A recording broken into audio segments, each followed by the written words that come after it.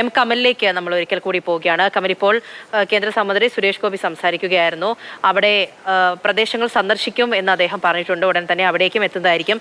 ഏറ്റവും പുതിയ വിവരങ്ങൾ ഈ പരിശോധനയുമായി ബന്ധപ്പെട്ട് എന്താണ് ഉൾപ്പെടുത്തുന്നത്?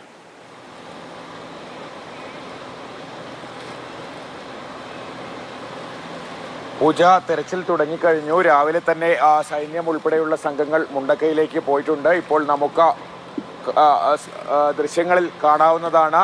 ഈ പുഴയോരത്തൊക്കെ ഹിറ്റാച്ചി ഉപയോഗിച്ച് തെരച്ചിൽ നടത്തുന്നുണ്ട്. അതോടൊപ്പം രക്ഷാപ്രവർത്തകർ, സന്നദ്ധ പ്രവർത്തകർ അവിടെയുണ്ട്. സൈന്യം പുഴക്കരയിൽ മുകളിൽ നിൽക്കുന്നുണ്ട്. ഇത്തരത്തിൽ ഇവിടെ ആകെ തെരച്ചിൽ സജീവമായി കഴിഞ്ഞു. നിലവിൽ മഴ പെയ്യുന്നില്ല എന്നത് ആശ്വാസകരമാണ്. എങ്കിലും മൂടിക്കെട്ടിയ അന്തരീക്ഷമാണ്. രാവിലെ നല്ല മഴ പെയ്തിരുന്നു.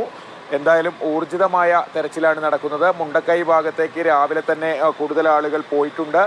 നേരത്തെ ഇതുവരെ തെരച്ചിൽ നടത്താത്ത ചില മേഖലകളിൽ പുഴയോരത്തൊക്കെ പാലത്തിന് താഴെയൊക്കെ ഇന്ന് രക്ഷാപ്രവർത്തകരുണ്ട്, സന്നദ്ധ പ്രവർത്തകർ തെരച്ചിൽ നടത്തുന്നുണ്ട്. വെള്ളം നല്ലോണം കുറഞ്ഞിട്ടുണ്ട് പുഴയിൽ. അതുകൊണ്ട് തന്നെ പുഴയോര മേഖലയിലൊക്കെ എല്ലാവരും തെരച്ചിൽ നടത്തുന്നുണ്ട്. ഏതാണ്ട് പുഴയുടെ രണ്ട് ഭാഗവും വാഷ് ഔട്ടായി പോയ അവസ്ഥയിലാണ് ഉള്ളത്. ആ ഭാഗത്തൊക്കെ ഇന്ന് രക്ഷാപ്രവർത്തകർ ഇറങ്ങിയിട്ടുണ്ട്. സ്കൂൾ പരിസരം, അതുപോലെ വെള്ളാർമല വില്ലേജ് ഓഫീസ് പരിസരത്തൊക്കെ കൂടുതൽ തെരച്ചിൽ നടത്തേണ്ടതുണ്ട്. അവിടെയൊക്കെ ഇന്ന് എല്ലാ സംഘങ്ങളും എത്തിയിട്ടുണ്ട്. മുണ്ടക്കൈ മേഖലയിലും ഇന്നലത്തേതിൻ്റെ തുടർച്ചയായി ഇന്നലെ വൈകിട്ടോടെ നിർത്തിയതാണ് തെരച്ചിൽ.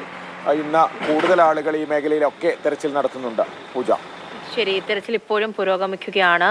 6 സോണുകളായി കേന്ദ്രീകരിച്ചായിരിക്കും തിരച്ചിൽ ഇപ്പോഴും മുന്നോട്ട് പോകുന്നത്. കൂടുതൽ സംവിധാനങ്ങളും എത്തിക്കുന്നതായിരിക്കും. എം കമലാണ് കൂടുതൽ കാര്യങ്ങൾ വീണ്ടും പറഞ്ഞത്.